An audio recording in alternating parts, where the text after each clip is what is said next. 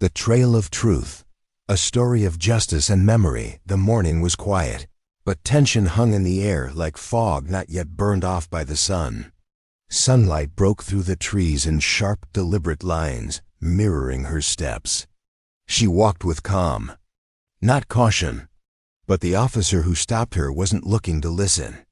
He saw what he wanted to see, a woman alone, silent, out of place.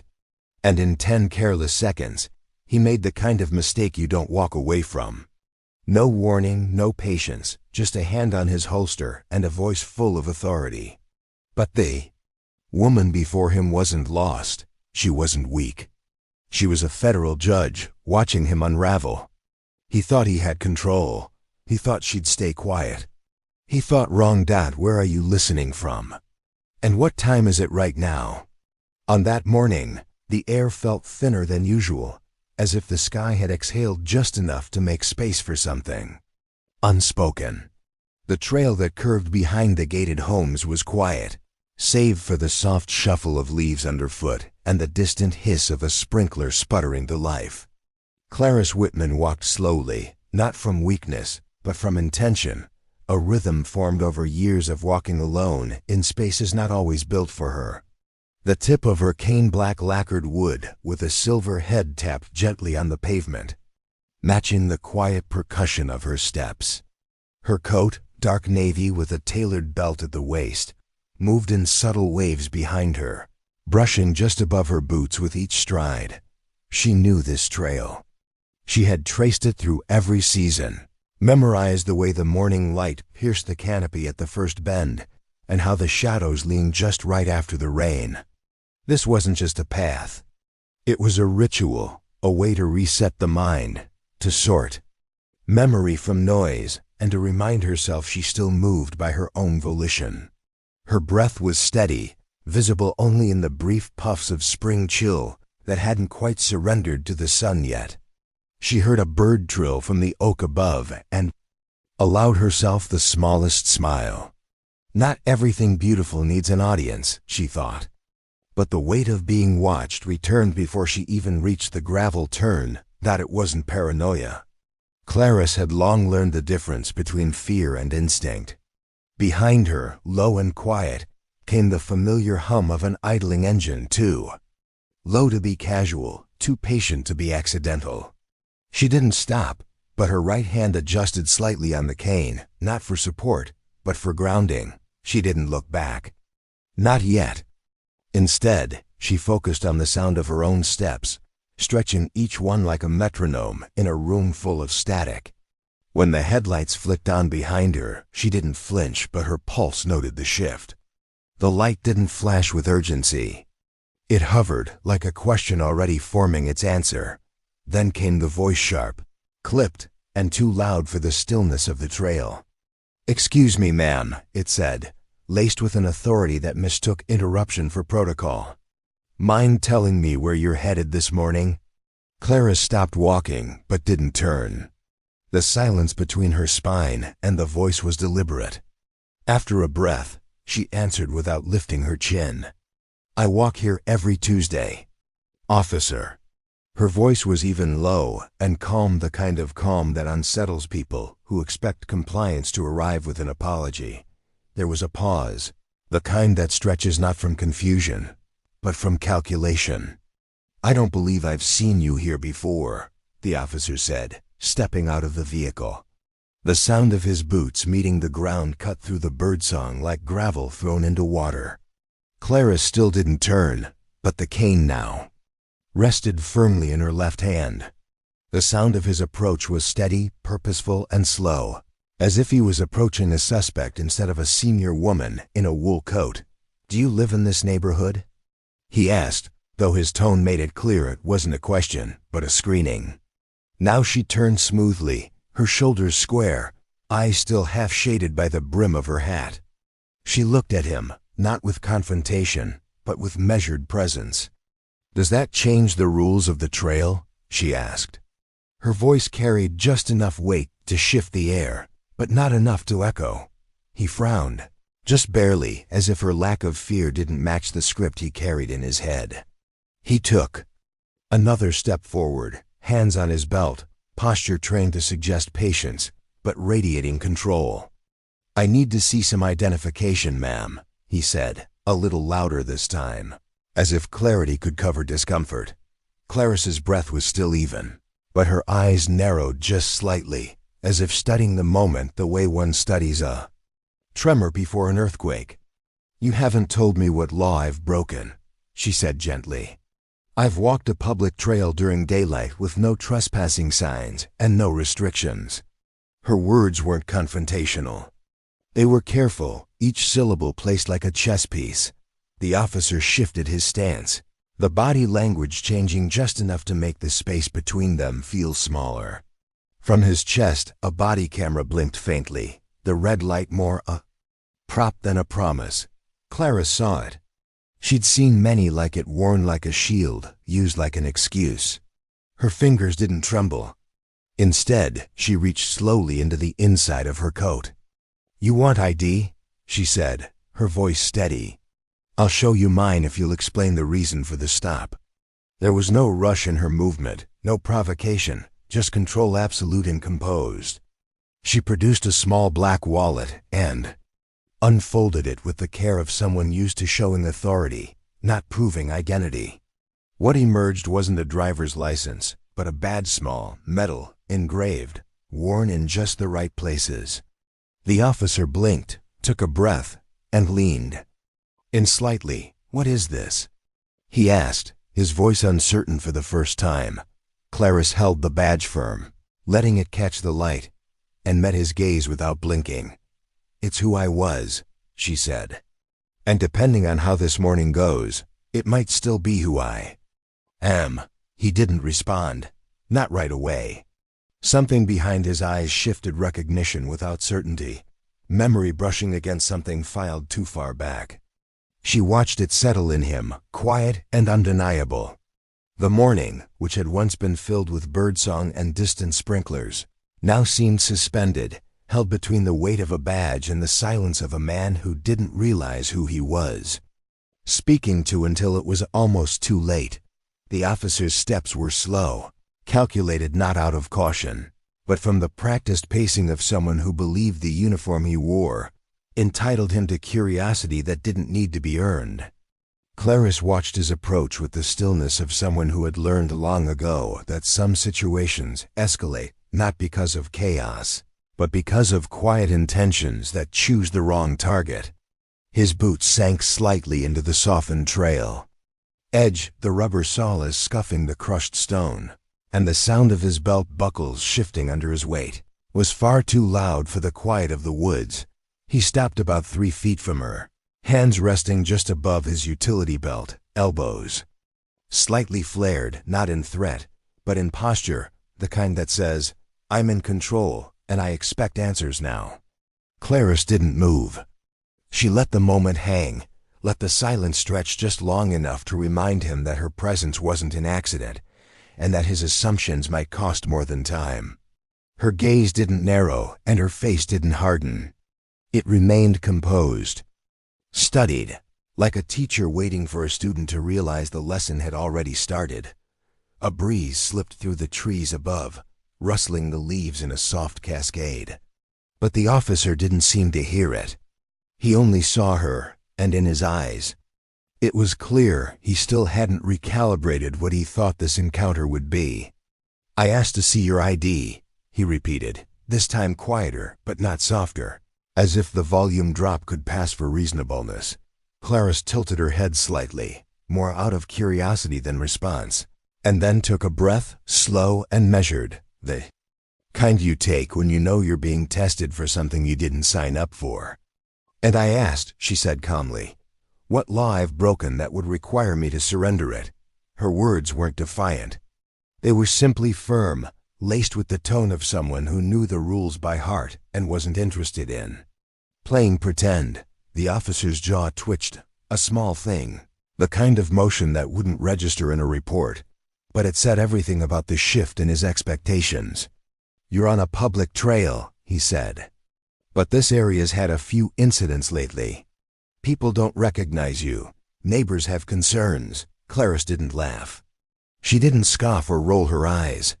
She simply nodded once, as if acknowledging the script he was now trying to hide behind.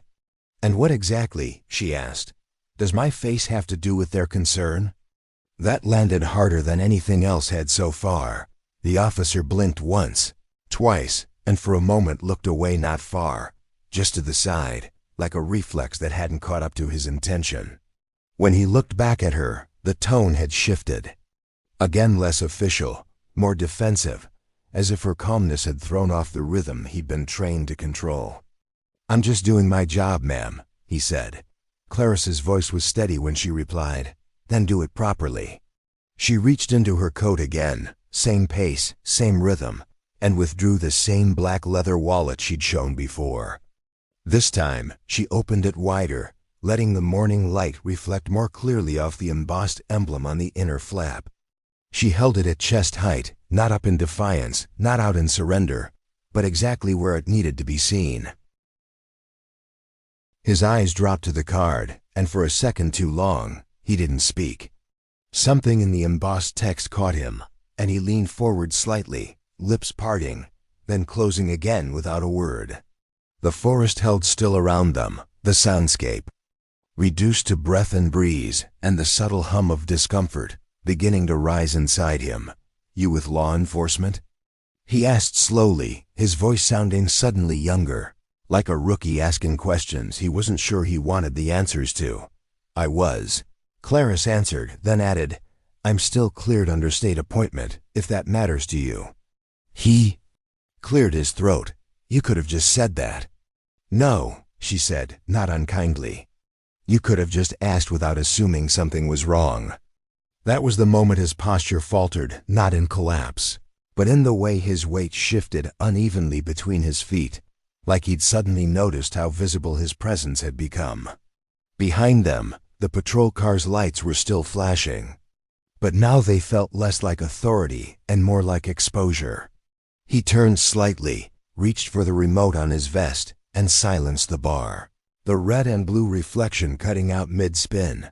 For a second, everything was still again, no flashing lights, no raised voices, just two people standing on a quiet trail, separated by uniform and history. Clarice let him linger in that silence, not because she needed him to feel small, but because some lessons can only be learned when the noise fades. She looked at him, not with anger or pity, but with the kind of restrained disappointment that only comes from having seen the pattern too many times before. "What's your name?" she asked suddenly, not sharp, just curious. The officer straightened again, out of instinct, like the question caught him off guard. "Coburn," he said. "Officer Dean Coburn." Clarice nodded. "Thank you." Then she took one step forward, not to close the distance, but to resume her walk. He didn't move right away.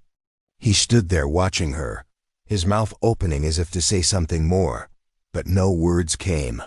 Clarice didn't look back. Her cane tapped gently as she continued down the trail, the rhythm unchanged, the posture intact. The moment hadn't rattled her. It had clarified everything. Behind her, Officer Coburn remained still, one hand near his radio, the other slowly curling back to his side. And in that stillness, for the first time since he stepped out of the cruiser, he looked less like a man on duty and more like someone standing on the edge of a mistake he hadn't realized he'd already made. Clarice didn't walk far before the air behind her shifted again, just slightly, like tension moving through leaves rather than wind. She heard the sound of footsteps catching up slower than before, but purposeful, no longer the stride of a man enforcing authority, but of one trying to reclaim something slipping quietly from his grasp. She didn't turn, she didn't need to. The rhythm of his approach told her everything she needed to know. There was no emergency in his pace, no urgency in his breath, just that subtle stubbornness of someone who didn't like the feeling of not being in charge. Not even for a minute. "Ma'am," he called again, his tone flatter now, stripped of performance. As if unsure what part he was supposed to play next, Clarice slowed her steps and turned around with a smoothness, that came not from submission, but from long familiarity with moments exactly like this one. She faced him squarely again, her hands relaxed at her sides, the cane now resting gently along her left leg like punctuation, not armor. Her eyes held no fire, but they held form firm, focused, and too steady to be dismissed. Officer Colburn stopped a few feet away, clearly uncomfortable, but unwilling to retreat. His fingers grazed the front of his vest, like he was trying to feel the weight of the badge again, as if touching it might remind him where his footing had gone. "I'm still going to need to take a closer look at that ID," he said. And, though his voice aimed for authority, it landed somewhere between request and excuse. Clarice raised an eyebrow, slow and measured, the kind of gesture that doesn't need words to make a point. "Is that a question, officer?" she asked, her tone not mocking, but clear, as if reminding him that every word now mattered more than he realized. He opened his mouth, then paused, chewing on the silence like it might give him something stronger to hold on to. "It's just," he began, "these days, you know, with all the fake credentials going around. People say they're with the state, with federal offices. Hard to tell who's real anymore." Clarice let the silence linger before answering, her voice smooth like a stone in slow water. "You'll find, Officer Colburn, that the people who fake power rarely carry themselves like they've earned it." She held the badge out again, same careful angle, same calm exposure. The metal gleamed softly in the muted daylight, not polished for show, but simply maintained, used not flaunted. He leaned in a little closer, this time squinting at the seal, trying to make sense of something his instincts hadn't prepared him for. "You say this is real?" he asked, quieter now, almost to himself. Clarice didn't blink. "It was signed and issued by the Attorney General's office 12 years ago," she said. "It's been renewed 3 times since." She let that sit between them like an open file folder on a cold desk, the kind with only one name at the top. Colburn stepped back just slightly and scratched the side of his neck, like something itched that he couldn't explain. There was a long pause then, not awkward but heavy, like both of them knew the conversation had already passed the point of formality and now lived in the space where pride wrestled with realization. Birds continued to chirp overhead, the high branches swaying gently as if untouched by the standoff below. A jogger passed in the distance, earbuds in, unaware of the moment unfolding just off the path. Colburn finally looked up from the badge and into her eyes. And for the first time, she saw something different behind them, something unsettled, not hostile, but questioning. "You really carry this with you on walks?" he asked, and the way he said it revealed more than he meant to. It wasn't just curiosity. It was disbelief that someone like her would need to. Clarice tilted her head slightly, offering a thin, tired smile. "Experience has taught me that justice doesn't always recognize its own," she said, "so I carry what helps remind it." That landed harder than any raised voice ever could. It wasn't dramatic. It was just true. And truth, when said quietly, carries further. He stood there, not speaking, arms slightly apart, as if unsure where to place his hands. His gaze dropped once more to the badge, then to the path beneath them, and when he looked up again, his voice was lower, almost hesitant. "You must have dealt with a lot," he said. Clarice didn't respond right away. Her eyes searched his face not to judge, but to decide if it was worth answering. After a moment, she said, "We all carry something. The difference is whether we let it make us smaller or sharper." Then she turned calmly and resumed her walk. The cane tapped once against the trail, then again, and the rhythm picked up like a steady beat returning to tempo. Behind her, she heard nothing for a long time, not retreat, not pursuit, just the hush of a man left with the quiet echo of his own miscalculation. She didn't rush, didn't glance back, didn't indulge the part of her that wanted confirmation of change. Instead, she focused forward, breathing in the scent of cedar and damp leaves, each step a statement, not of escape, but of sovereignty. She knew he'd follow or he wouldn't. Either way, the conversation was no longer about her. It was about the space she refused to surrender and the silence she refused to fill for anyone else's comfort. Clarice didn't walk faster. She walked truer, and that, she knew, was more dangerous to a man like Colburn than anything she might have said out loud. Clarice didn't expect the officer to let it go. Not really, because men like Colburn rarely walked away from confusion without trying to reshape it into control. She could feel his presence lingering behind her like a second shadow, not menacing, not loud, but persistent in that way people get when the narrative they've written in their heads begins to slip out of their hands. She didn't quicken her pace or change her posture. She walked with the same slow rhythm she always did, letting the tip of her cane strike the ground, with the kind of assurance that wasn't loud but left no room for doubt. The trail curved gently to the left, and when she reached the wooden footbridge that crossed a shallow stream, she paused, letting her hand rest lightly on the railing, not because she needed this support, but because some moments called for stillness, not momentum. Behind her, gravel shifted, and then a voice returned, slower now, almost cautious, but still carrying the undercurrent of someone who believed he deserved answers. "Ma'am," Colburn said again, "you really seem like you know who I am." Clarice turned slightly, just enough to catch his eyes without giving him the full attention he wanted. She didn't speak right away. She let him sit in that space for a second, let him hear how loud silence can become when you're suddenly unsure of yourself.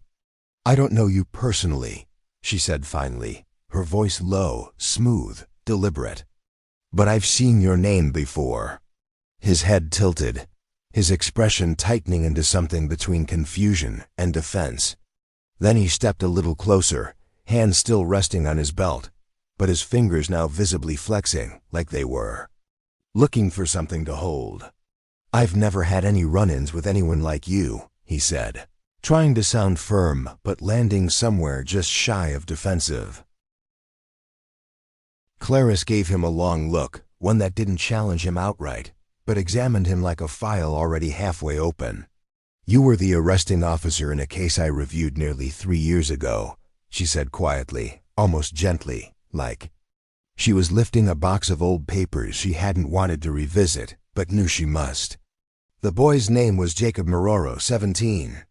No weapon, no prior, just a hoodie and a question you didn't feel like answering." Colburn froze. Not all at once, but in pieces, a slight shift in his shoulders, a blink that came too late, a breath that caught just before it reached his lungs. Clarice saw it, noted it, and continued anyway, because she wasn't here to spare him. "You tackled him face first into the sidewalk outside his uncle's house," she said, her voice now threaded with something colder than anger clarity. "Fractured his cheekbone, damaged 2 vertebrae, wrote it up as non-compliant behavior and refusal to follow verbal command." Colburn took a full step back now, as if trying to physically distance himself from the words, from the weight they suddenly carried in the open air. "That case was reviewed," he said, and the way he said it wasn't confident, it was rehearsed, pulled from a drawer of lines he'd used before, hoping they'd hold up one more time. "Reviewed by your own department," Clarice replied. Still calm, still steady. "Your partner's statement was never taken. The body cam malfunctioned. The footage from the convenience store across the street was unavailable due to data retention limitations." She watched him swallow, not dramatically, but visibly, like the truth had found its way into his throat and settled there. "I was cleared," he said again, more quietly now, almost as if hoping that saying it softer might make it more believable. "You weren't cleared," she said, and her voice didn't rise, but it sharpened, like a blade set gently on a table. "You were protected. There's a difference." The breeze picked up slightly around them, rustling through the trees, lifting the hem of her coat just enough to reveal the faint outline of a folded paper tucked into the inside pocket. She made no move to show it, but its presence hung in. the space between them like a sealed verdict. Colburn looked down at the ground, then back at her, and for the first time, he didn't look like an officer evaluating a situation. He looked like a man remembering something he'd hoped would stay buried. "Why are you bringing this up now?" he asked, his voice thinner than before. Clarice took a breath, not because she was tired, but because she wanted her next words to land exactly where they needed to. "Because you don't get to walk behind me on this trail," she said, carrying a badge like nothing happened, while the families you scarred still don't have a clear answer about why a simple question turned into a broken jaw. She paused, then added more quietly, "Because sometimes the weight of what we walk past has a way of finding us again." Colburn didn't reply. His eyes flicked toward her coat, then back to her face. And Clara saw something shift, not guilt, not yet, but the beginning of awareness, the edges of a carefully managed story starting to fray. She didn't need to press further. She didn't need him to confess. The silence between them was already doing that work. Instead, she stepped forward, walking past him without hesitation, her cane clicking once on the wooden slats of the bridge, then again on the gravel path beyond. He didn't move to stop her this time. He just stood there, arms at his sides, the badge on his chest catching the light in a way that made it look suddenly unfamiliar, less like authority, more like a question he didn't know how to answer anymore. Clarice felt the wind shift slightly as she continued down the path, not against her, not with her, but around her, like the air itself had decided to clear the way. She didn't turn around. She didn't need to. Whatever needed to be said had already arrived quietly in the spaces between memory and denial. And as the trees opened up ahead, casting her figure into longer light, she allowed herself a breath, not relief, not victory, just breath. Because sometimes that's all justice is, a quiet moment reclaimed in the middle of someone else's unfinished story. Colburn didn't move right away, not because he was frozen in fear, but because something deeper had begun to dislodge inside him, something that had been resting too comfortably beneath years of practiced certainty and departmental protection. Clarice's words hadn't struck him like an accusation. They had seeped into the cracks of a narrative he'd told himself so many times that he'd almost started to believe it was truth. Now, standing alone on that gravel path as she walked further down the trail without looking back, he found his fingers twitching near his utility belt, not from instinct, but from a strange emptiness, a kind of displacement that comes when you suddenly realize the uniform on your chest might no longer protect you from the memory it's meant to defend. He turned slightly, watching her silhouette shrink against the backdrop of early spring trees. And for a flickering second, he felt like he was watching a verdict leave the courtroom before the gavel ever dropped. The light had changed, less warm, more diffused, filtered through a thin haze of doubt he hadn't noticed forming until it settled into the corners of his vision. The gravel beneath his boots didn't feel as steady now, and the weight of his radio, his badge, even the harmless clipboard in his cruiser, they all felt like props in a performance that had lost its audience. Clarice, for her part, didn't expect him to follow again, though she wasn't surprised when she heard his footsteps return behind her softer this time, like a man not sure whether he was chasing the moment or apologizing to it. She didn't turn around immediately. She let him walk close enough for the space between them to feel familiar, then paused at the edge of a break in the trail where the trees opened up to a narrow view of the adjacent rooftops.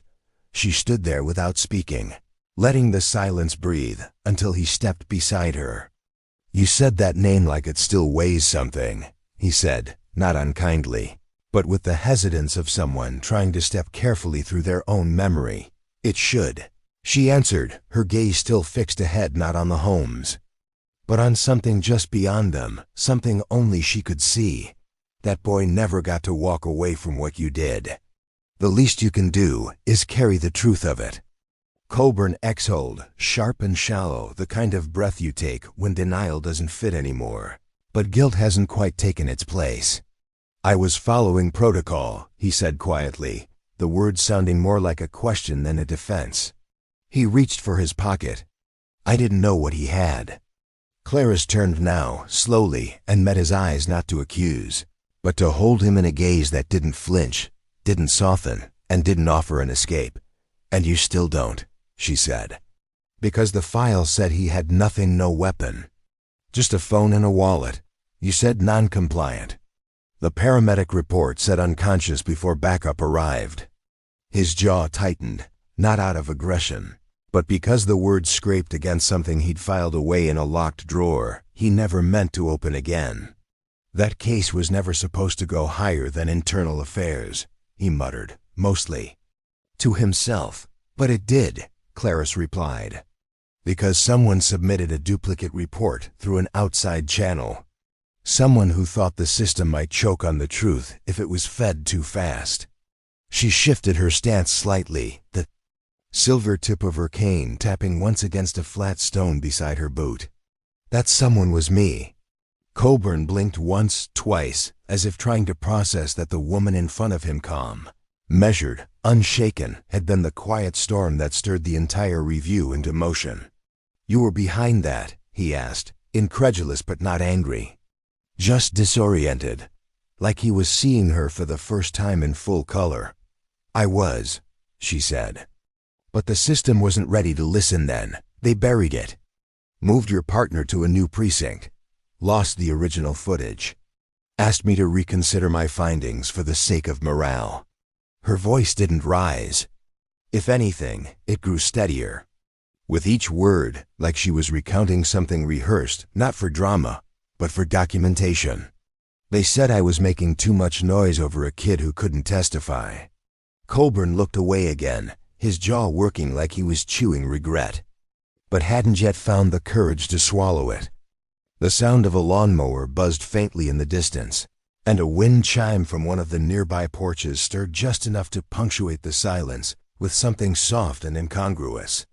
Clarice watched him process the memory, the realization, the fracture of the image he'd tried to preserve. I didn't mean to hurt him, he said finally, and the words came out flat, thin, but real in a way that couldn't be dressed up.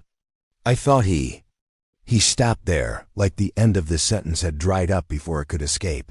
Clarice didn't move. She let him sit in that half-formed admission, because it wasn't her job to fill in what he hadn't finished. Intent doesn't erase impact, she said. And memory doesn't vanish just because paperwork says it should. They stood there together, not as adversaries, not quite as allies, but as two people now occupying the same truth in different ways. The badge on his chest no longer gleamed the way it had in the filtered sunlight. It looked smaller, somehow less like a symbol, more like a question mark that had been polished for too long. She turned again, resuming her walk without fanfare, her cane meeting the earth with the same confident rhythm. Behind her, Coburn stayed still, watching not out of suspicion, but because the moment had stripped away everything but the truth. And sometimes truth doesn't need to scream to shake the ground. As Clarice walked further down the trail, the canopy above opened wider, the breeze picked up slightly, and the light that filtered through the trees felt cleaner, less filtered by doubt. She didn't smile, she didn't gloat, but her shoulders lifted a little, not from pride, but from the quiet, steady relief of knowing that sometimes, even when the system tries to forget, someone still remembers exactly where the file was, buried, and has the patience to dig it up. The sun had risen higher by the time Clarice reached the bend in the trail, where the trees thinned and the gravel brightened. And though the air was still cool, there was a quiet shift in the atmosphere, as if the weight of everything left unspoken was finally beginning to gather shape in the space between them. She didn't need to look back to know Coburn was still there, a few steps behind her, now not closing the distance, but not willing to let it widen either.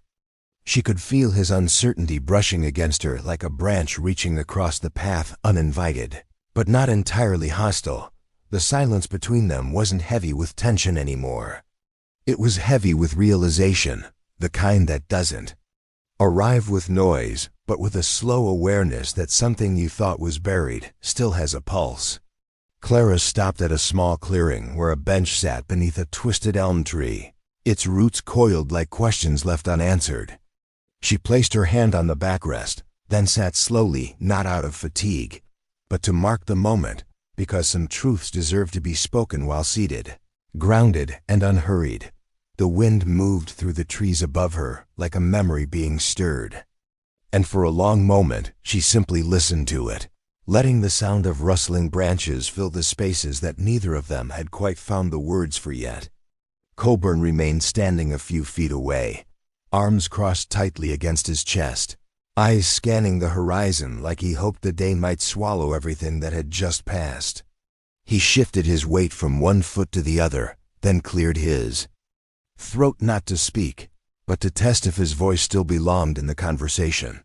Clarice glanced at him, her expression unreadable, and then looked forward again, her cane resting beside her like a witness. "You think I should have lost everything back then?"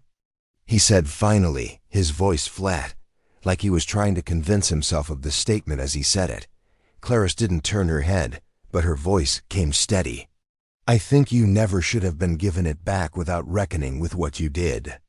Her words weren't harsh, but they carried the quiet finality of someone who'd reviewed enough closed files to know which ones had been shut too soon. Colburn exhaled through his nose, long and slow, and the sound carried more frustration than reflection. "There are a lot of us who've made mistakes," he muttered. "They don't all get reopened like this." "That's true," Clarice replied. "But not all of them leave a boy on a stretcher and a community wondering why silence moved faster than justice." She turned to face him now, her eyes calm but sharp. And for the first time since the conversation began, she allowed him to see the weight behind her words, not just legal, but personal. "You think this is about punishing you," she said. "But it's not. It's about reminding the system that forgetting isn't the same as healing." Colburn didn't respond. He looked down at the ground, kicking a loose pebble with the toe of his boot, as if hoping that small disruption might distract from the larger one unraveling in his mind. Clarice watched him, studied the angle of his shoulders, the slow collapse of posture that comes not from exhaustion, but from recognition. She let him sit in it, let him feel the way silence shifts when it no longer serves as shelter, but becomes a mirror. Then, with the kind of composure that made every word land like a verdict, she reached into the inside pocket of her coat and pulled out a plain cream-colored envelope. She didn't wave it. She didn't threaten with it.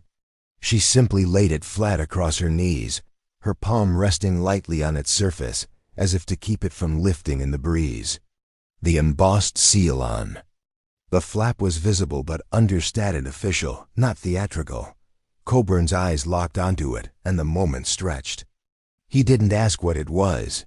He already knew. "You're reopening the case," he said quietly. And this time, there was no defiance in his tone, only inevitability. Clarice gave a small nod.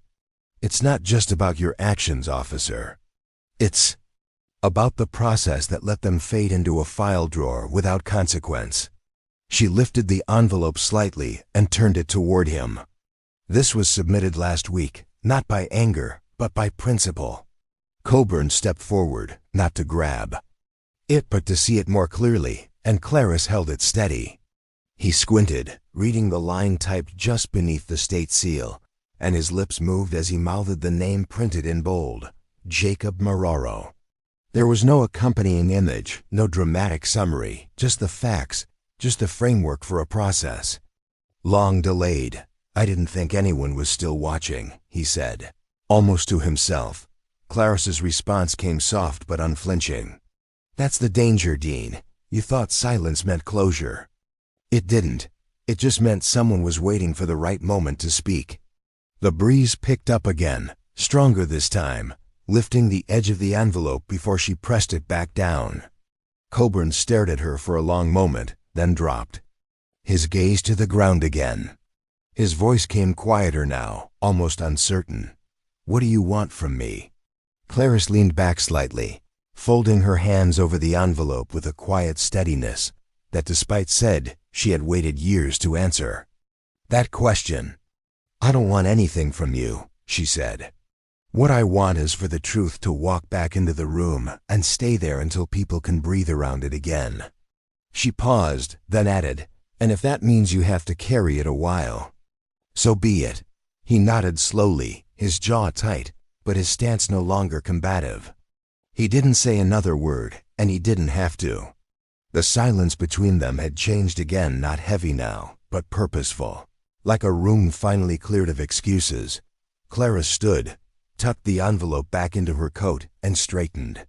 With that same quiet dignity that had carried her through years of courtrooms, hearings, and unwelcome resistance, she turned toward the path, gave him one final look, not a challenge, not forgiveness, just acknowledgement, and then walked on, each step carrying the weight of history, but never bending under it up behind her. Officer Coburn remained by the bench, watching, listening to the wind, and realizing, perhaps for the first time, what accountability actually sounds like when it arrives without rage, but refuses to leave without answers. The path narrowed again as Clarice continued forward, the sunlight filtering through the canopy above like an old promise, slowly being fulfilled. Each step she took was deliberate, not with the stiffness of age, but with the patience of someone who understood that some things, truth, justice, reckoning, only arrive when you stop rushing to meet them and simply wait in the right place.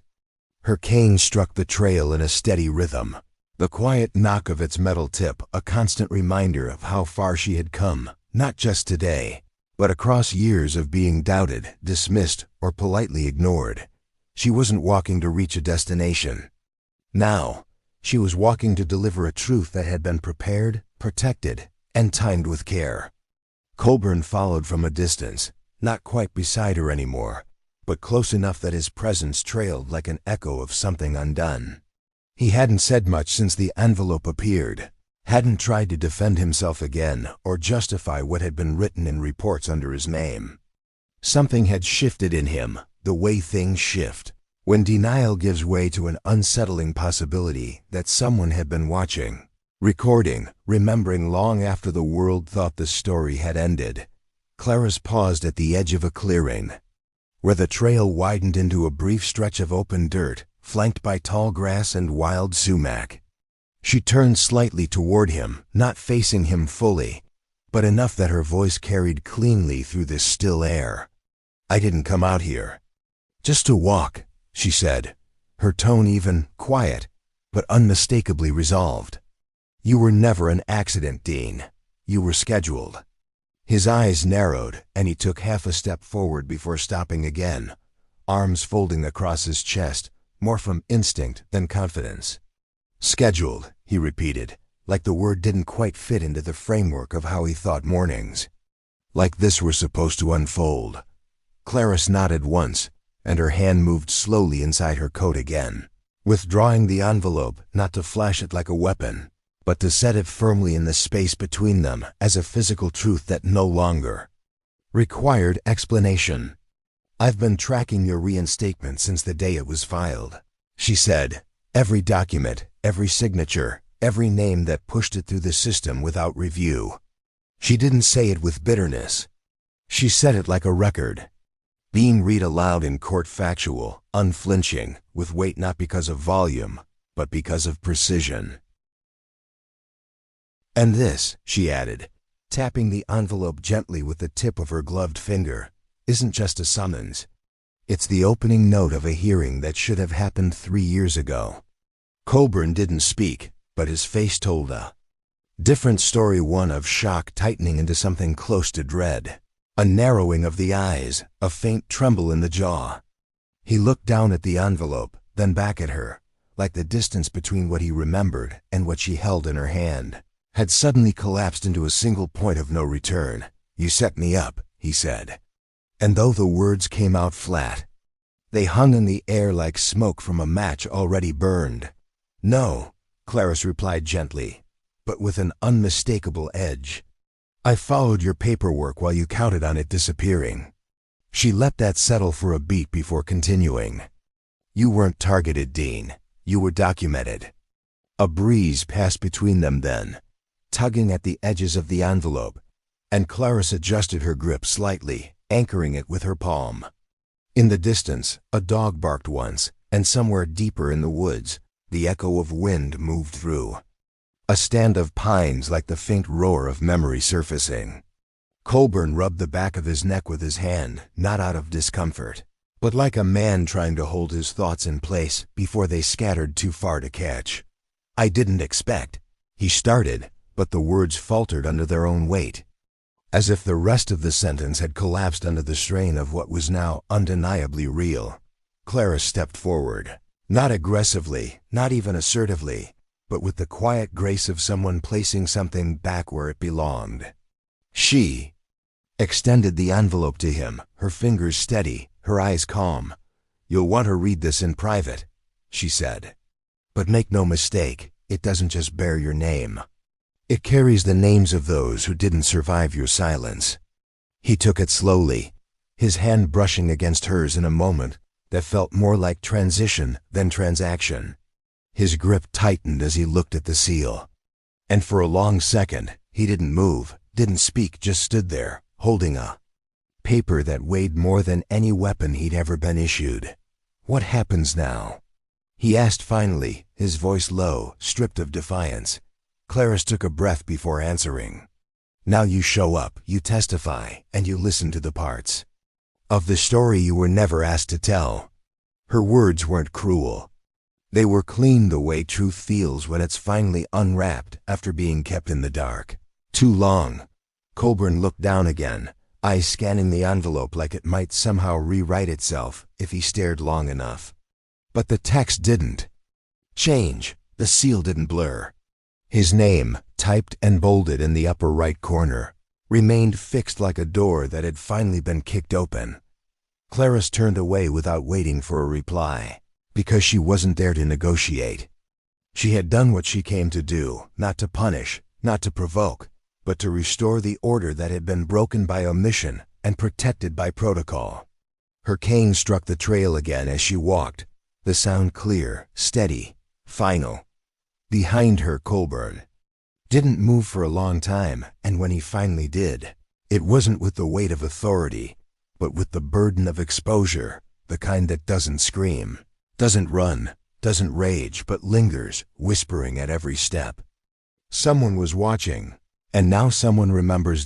By the time Officer Dean Colburn returned to the station later that afternoon, the world around him hadn't changed, but something inside him had shifted in a way that made the familiar feel suddenly unstable.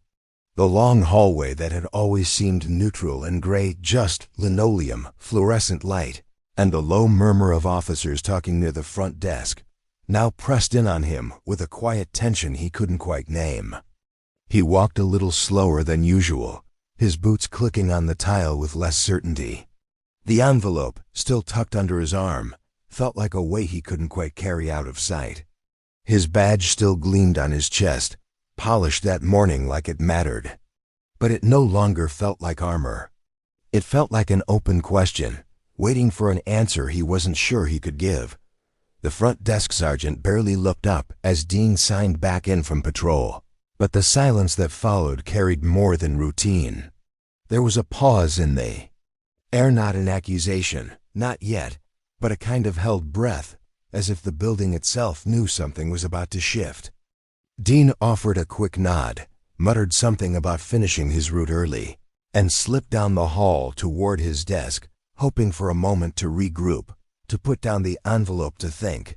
But halfway there, a voice stopped him, low, firm, familiar. "Colburn," it said. "Captain Marston," from behind the glass of his office, the door already cracked open like an invitation to a conversation Dean didn't want to have. "Step inside." Dean hesitated only a second before complying, adjusting his shoulders as he entered, trying to remember how he usually carried himself in that room. The captain didn't look up right away. He sat behind his desk with a folder open in front of him, flipping slowly through a handful of documents, his finger tapping the top page with a steady, quiet rhythm. When he finally met Dean's eyes, the look wasn't angry. It was worse. It was measured. "We've received a copy," Marston said, tapping the folder again, "of the federal inquiry." Dean didn't respond. He knew which folder. He had felt it breathing against his side since Clarice had handed it to him on the trail, since the weight of it had replaced every assumption he had about how that morning would go. "There's body cam footage included," the captain continued, his voice level, not raised. "Yours partially obscured. Discrepancies in the original report. The names of 2 witnesses never interviewed. A video taken from a traffic camera we weren't told existed."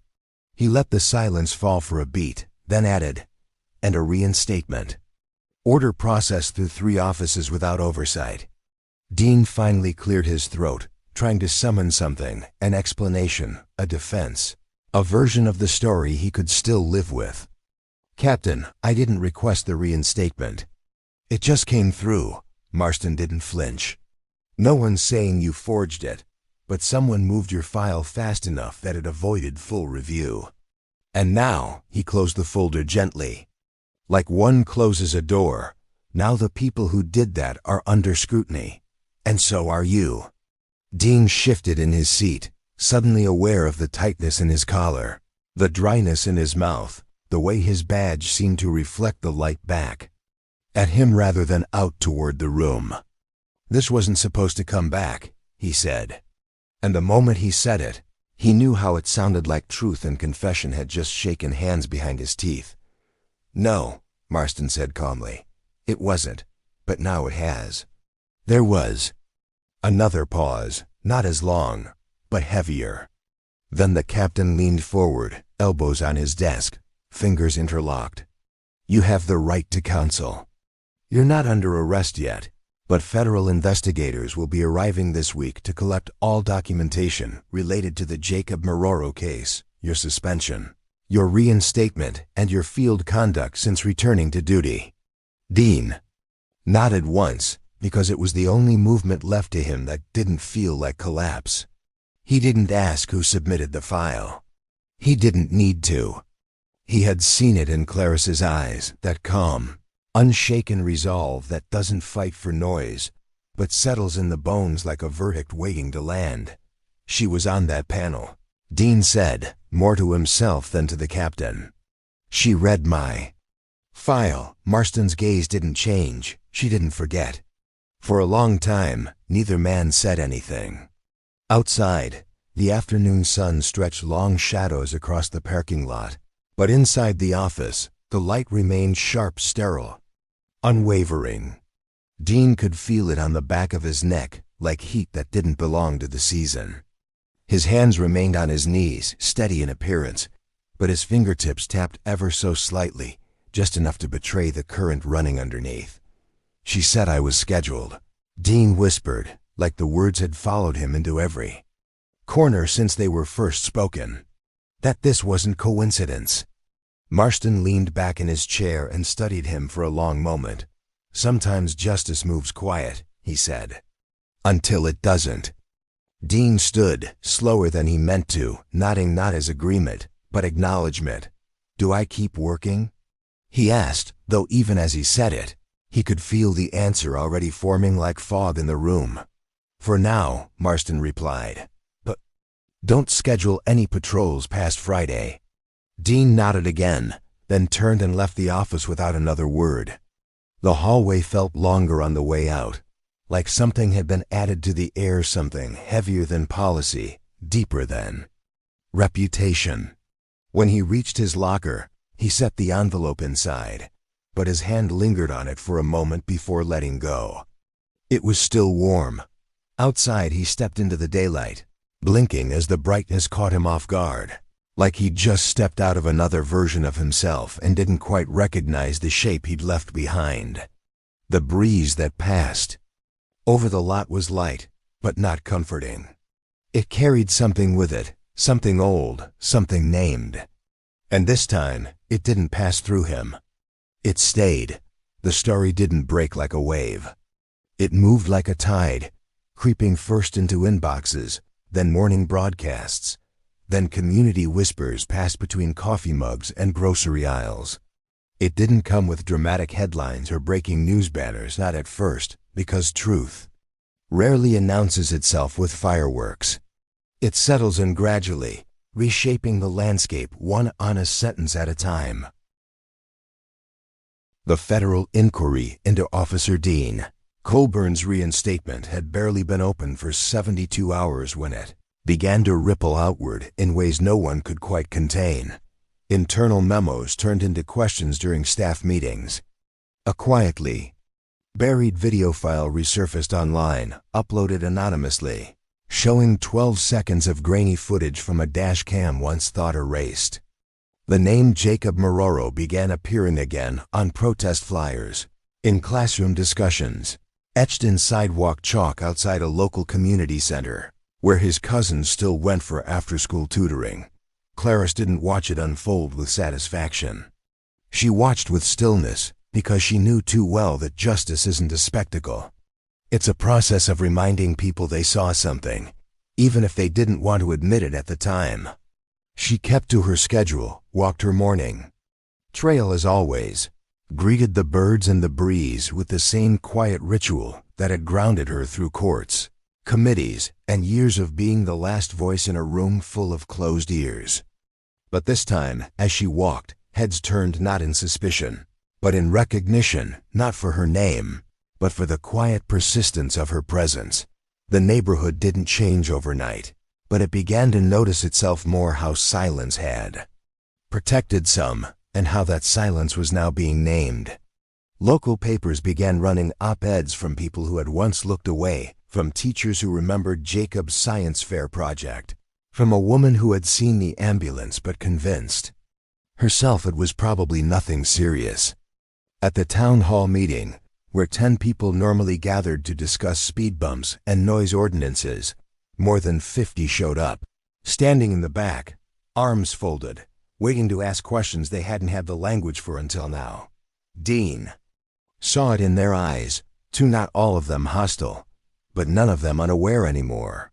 He walked into the department 2 days after the file had been officially unsealed and felt the air shift before anyone spoke a word. Officers nodded a little, too tightly. Conversations paused as he passed. The break room emptied a little faster when he sat down. It wasn't confrontation. It was distance, a slow rearrangement of space and allegiance. He tried to keep his head down, finish the reports, stay away from the press. But the story had already grown legs, and people had started tracing its shape through more than just headlines. A retired clerk from the Internal Affairs Office came forward with an email chain showing that Jacob's file had been marked for low priority review within 48 hours of the incident. An assistant district attorney submitted a sealed statement confirming she had flagged inconsistencies that never made it to court. One of the paramedics who responded that day spoke to a local journalist, voice disguised, but clear enough to say he wasn't resisting. He was asking what he did wrong. Clarice read every piece with the same calm she'd carried through her conversation with Colburn. On the trail, not because it didn't move her, but because she had already felt all of it before. Now she simply watched as others caught up. She didn't speak to the press, didn't issue statements, didn't comment on the accuracy of the reports. She let the evidence do what her voice never could stand without needing her presence beside a dot at a corner cafe. Someone printed Jacob's picture and taped it to the wall beside the menu, beneath the words, "Not Forgotten." At a school assembly, a student asked, if he wasn't dangerous, why did they treat him like he was? And the teacher, who had once rushed past the news coverage to avoid discomfort, found herself answering, because some people were taught to be afraid of the wrong things. The room went quiet. A few students nodded. A few lowered their heads. Meanwhile, Dean sat at his desk, staring at a call sheet, the names and numbers blurring together like static. He hadn't spoken to his captain since the meeting, hadn't spoken to anyone about the envelope still sitting unopened in his bottom drawer, its seal broken only in memory. The department hadn't suspended him, not yet, but he felt the shift. He felt it in the hesitation behind every handshake, in the way officers no longer asked if he was heading out on patrol, in the way even the radio static seemed more judgmental. Now he thought about driving to Clarice's house, about saying something, he didn't know what. But every time he put his hand on the keys, it felt dishonest, not because he wasn't sorry, but because he still didn't know whether he was. Sorry for what happened or sorry for being caught. Clarice didn't expect an apology. She didn't believe in them the way others did. She believed in change, in movement, in the slow unwinding of systems that had protected too many at the expense of the voiceless. She walked the trail the next day as usual, nodding at the jogger, who offered a quiet "good morning" and pausing near the bench where she'd handed over the envelope just days before. There was nothing dramatic about her pace, nothing new about the path. But the way people looked at her had shifted, not with awe, not even respect, but understanding. A woman walking her dog stopped and said, "I saw your name in the article." Clarice offered a polite nod. The woman continued, "I didn't know people could still care that much after all this time." Clarice didn't smile, but her voice was gentle. "Caring doesn't expire. Some of us just don't stop when the camera shuts off." The woman blinked, then nodded. And as she walked away, Clarice resumed her rhythm, the cane tapping like punctuation after every step. She wasn't walking to be seen. She never had. But now, finally, the world was learning how to look not at her, but at what she had never allowed them to forget. The hearing room wasn't built for spectacle. It was made of muted colors, recessed lighting, and walls that didn't echo, no matter how hard a truth bounced off them.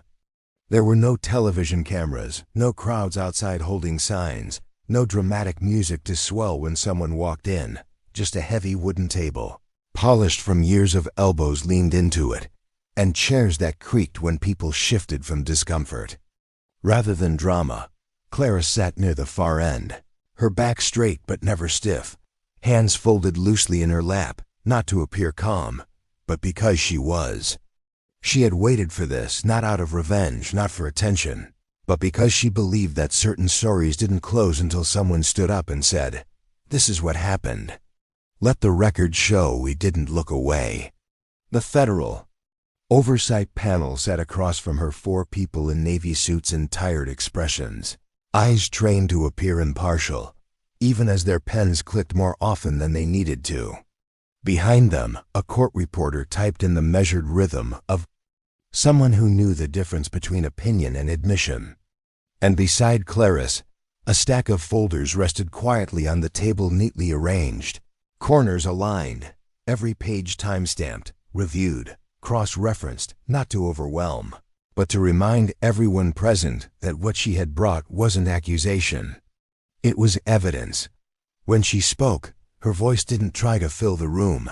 It didn't need to.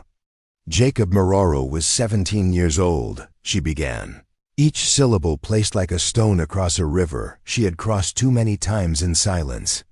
He was walking home from his cousin's house. He had a phone, a wallet, and a question. Her eyes scanned the panel, not searching for sympathy, but making sure none of them looked away. He asked, "Why are you stopping me?" She continued, and for a moment, her voice softened not from emotion, but precision. "That's what he said." That's what got recorded in a neighbor's cell phone clip. Not a threat, not a refusal, just a question. Across the room, someone cleared their throat, but Clarice didn't pause. She knew how easily discomfort could be mistaken for complexity. The responding officer, Dean Colburn, non-compliant, agitated, reached for waistband. But the footage didn't support that. The medical report didn't support that. And most of all, the timeline didn't support that. There was a 12-second window where the camera failed, the body cam tilted, and a young man's spine was fractured. One of the panelists leaned forward, interlocked fingers resting on a legal pad. "Ms. Whitman," he said, tone level, We're aware of the inconsistencies in the original report. What we'd like to understand is why this wasn't pursued through traditional disciplinary channels at the time. Clarice nodded once, already prepared. Because those channels were rerouted. Because the recommendation for external review was shelved by someone higher up, and the officer was quietly reassigned, then reinstated months later without proper audit. She reached down, lifted one folder from the pile, and slid it gently toward the panel. This is the waiver that approved his reinstatement. Note the lack of required signatures. The panelist flipped it open, eyes scanning quickly, then passing it to the person beside him. Clarice didn't press the moment. She didn't need to. The silence that followed did the work for her, settling over the room like truth finally. Allowed to breathe. Why pursue it now? Another panelist asked, her tone curious but wary. After all this time? Clarice's response came steady, unwavering. Because the time didn't erase what happened.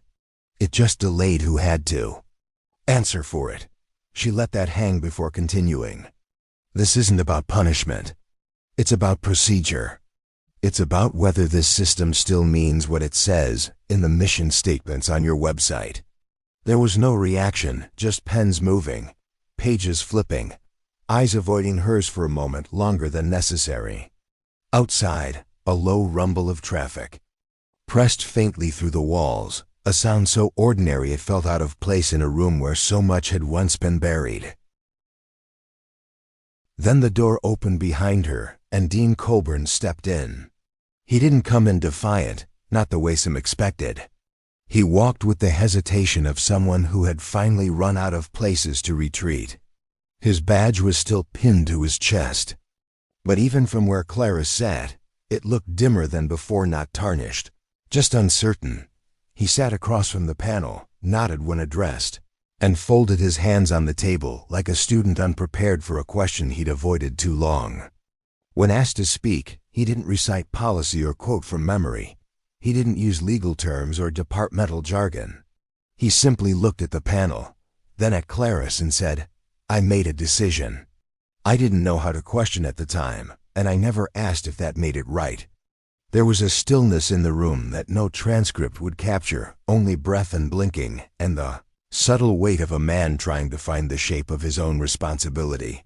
Clarice didn't react. She didn't nod. She didn't flinch because this wasn't about watching him crumble. It was about watching the system finally stand still long enough to hear what it had ignored. The hearing adjourned after 97 minutes, no ruling, no conclusion, just a list of follow-ups and a quiet confirmation that the process had been reopened, this time publicly, transparently, and without the benefit of forgetting. As Clarice gathered her things, a clerk passed her a note, folded in half, written in uneven handwriting. It read, "Thank you for not letting his name disappear." She slipped it into her coat pocket without a word, walking out of the building. The afternoon light fell across her face like a gentle weight she had grown used to carrying. People passed her on the sidewalk, talking into phones, sipping coffee, distracted by the noise of everyday life. But for just a moment, as she reached the steps, a young woman paused, looked up, and offered a small nod. Clarice returned it. And though they didn't speak, something passed between them, something that needed no translation. Justice, when it moves slowly, often arrives without applause. But when it stands still long enough to be heard, it changes everything, one breath at a time. The trail looked almost the same that morning, but Clarice could feel something different in the way the air met her skin, like the quiet itself had changed its meaning. The gravel under her boots still crunched with each measured step, and the tall sycamore trees still cast those same familiar shadows across the bend. But there was a softness in the silence now, one that didn't carry the weight of doubt or suspicion. She didn't rush. She never did. But this time, each step carried a kind of ease she hadn't allowed herself to feel in weeks. The envelope was gone. The hearing had passed. The panel was reviewing. The paperwork was public, and her role, at least in the eyes of procedure, was complete.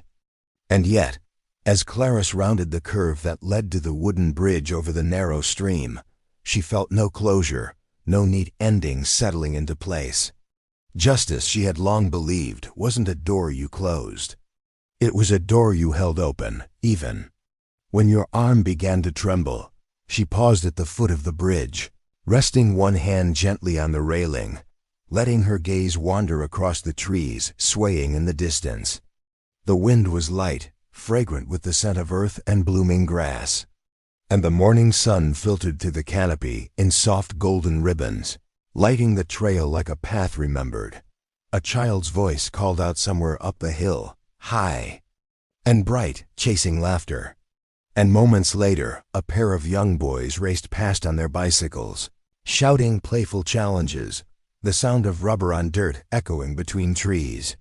One of them looked over his shoulder and caught sight of Clarice. He slowed, turned his handlebars just slightly, and coasted to a stop a few feet away. "Hey," he said, breathless but curious. "Are you the lady from the picture at the library?" Clarice tilted her head slightly, eyebrows raised. "What picture?" The boy shrugged, dropping one foot to the ground to steady himself. "There's a photo near the checkout desk. It's a woman in a blue coat holding a folder. Someone said she used to be a judge or something." Clarice gave a small, knowing smile. "Used to be," she said, nodding gently. "That's probably me," the boy grinned, wide and open. "That's cool," he said, as if recognizing someone. In history made them a little more real. His friend called from further down the path, and the boy turned his bike, giving her one last glance. "Thanks for whatever it is you did," he said, fumbling a bit, as kids do when trying to name something bigger than they can grasp. Clarice just nodded again, watching as he pedaled off, his silhouette shrinking into the dappled morning light. She stood there for a moment longer, listening to the faint chorus of wind and distant voices, letting the scene settle in her chest like a memory that had finally been allowed to breathe. She resumed walking, her cane tapping softly against the bridge as she crossed. And with each step, she felt more rooted in the present, not just as a witness to what had happened, but as a quiet part of what might come next. The hearing had left its mark, not with punishment, but with presence. And that was the part people rarely understood, that sometimes just showing up, telling the truth, and refusing to look away could shift the course of things more than any ruling or headline ever could. She passed the bench again, the one where Dean Colburn had stood, hands shaking, eyes lowered, mouth unable to find the words he thought would protect him. She didn't stop this time. She let it pass like a chapter already read, not erased, not forgotten, but fully turned. Her feet moved with quiet certainty, her posture as upright as it had been the day she handed over the envelope. There was no triumph in her stride, just clarity. Further down the trail, a woman in her 50s sat sipping coffee from a travel mug, a golden retriever curled at her feet. When she noticed Clarice, she lifted her hand in a subtle wave, not tentative, not performative, just a human gesture that said, "I see you." Clarice returned the wave not out of politeness, but as acknowledgement. These were the quiet exchanges that mattered most, the ones that didn't need permission or applause. At the far end of the path, where the trail met the neighborhood sidewalk, someone had placed a small laminated sign into the ground near the wildflowers. The ink was slightly faded from rain, but still legible. It read, "This trail is named in memory of Jacob Maroro. May we walk differently because of him." No hashtags, no logos, just a name and a truth. Clarice stopped, read it, and closed her eyes for a moment.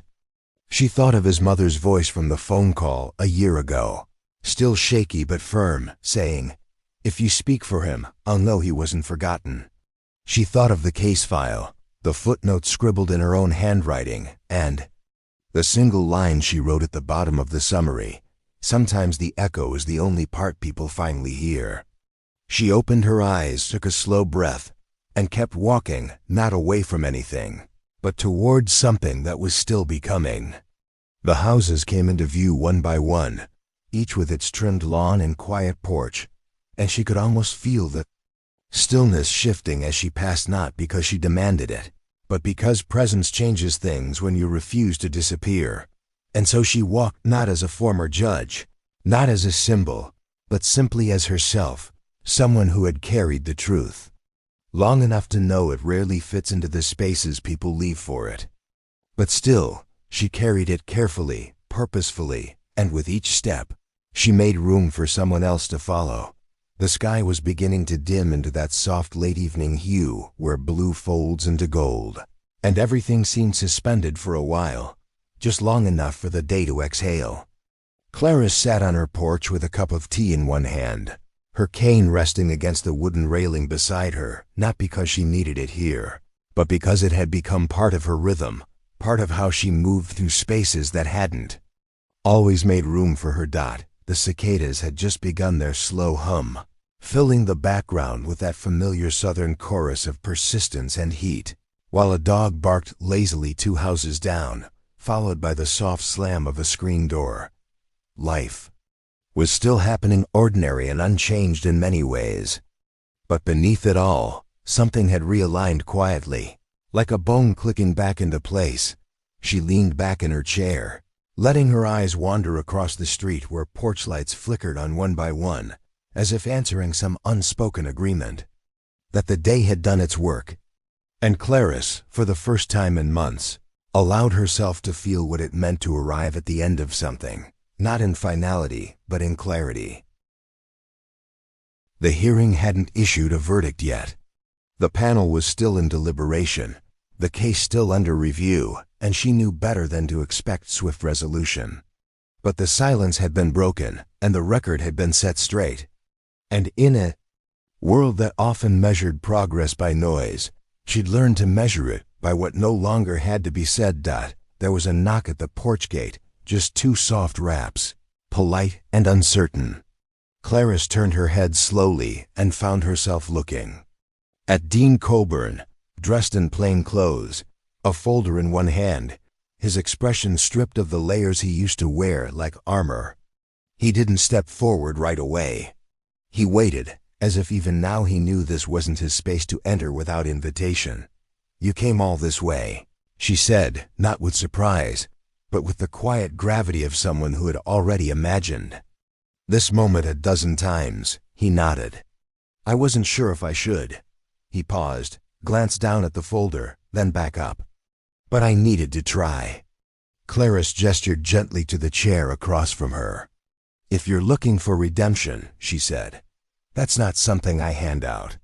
But if you're here to tell the truth, not the version you've rehearsed, but the one you've been avoiding, then sit down." Dean lowered himself into the chair, slowly placing the folder on the table between them, like an offering, something delicate and unfinished. He looked older than she remembered, though only a few weeks had passed. His hands fidgeted slightly, brushing the corners of the folder, and for a moment, neither of them spoke. The porch creaked beneath them. The cicadas continued their rhythm. "I read the transcript," he said finally. "All of it, the statements, the medical report, your recommendation." He paused, searching for something to anchor his words. "And I realized I never actually looked at Jacob, not really. I looked at a report, a hoodie, a possibility, not a person." Clarice didn't respond immediately. She watched him speak, not to scrutinize but to witness, to see if what was surfacing was confession or transformation. "And what do you see now?" she asked, her voice even, steady as always. Dean swallowed. A boy who didn't have time to explain he wasn't a threat, and a man who didn't give him the chance. He reached for the folder and opened it slowly, revealing a copy of the photo Jacob's mother had submitted for the inquiry. Jacob, at his high school science fair, standing beside a solar panel he'd built from scrap parts, smiling shyly at the camera. The image had circulated in newsrooms and hearings. But now on this porch, it sat between them like something sacred. "I've carried this around for days," Dean said. Not to defend myself, just to remind me that he had a face before I made him a statistic. Clarice nodded once. Then keep carrying it. Let it haunt you. Let it teach you what policies never will. The wind shifted slightly, lifting a loose strand of Clarice's silver hair across her cheek. She tucked it behind her ear, her gaze still fixed on the photo. What happens next isn't about me or even you, she said. It's about what gets built from the pieces, what's repaired, what's remembered. Dean sat back, the weight of that truth settling into him without protest. I don't expect forgiveness, he said quietly. Clarice tilted her head. That's good, she replied. Because forgiveness is private, but accountability is public, and it's long overdue. They sat in silence for a while after that, just two people on a porch, listening to the evening unfold, like an old story retold with more honesty this time. Clarice sipped her tea, the heat having faded but the comfort still lingering. Dean stayed seated, his hands no longer fidgeting, his posture no longer guarded. When he finally rose to leave, he didn't take the folder. He left it on the table, alongside the photo, as if leaving part of the burden where it belonged. Thank you, he said, not as an apology, but as recognition. Clarice didn't stand. She simply nodded, her gaze returning to the soft twilight ahead. Make it count. Dean, she said. That's the only thing that matters now. And with that, he walked back through the gate, disappearing into the deepening dusk. Clarice stayed a little longer, watching the last of the sun fold into the trees, her breath slow, steady. There was no parade, no speech, no fanfare, just an old woman on a porch, a photograph on a table, and the quiet relief of knowing that, for once, the story didn't end with silence. It ended with truth, and the path it left behind would be there, for anyone willing to walk it. What you've just heard isn't just a story about justice.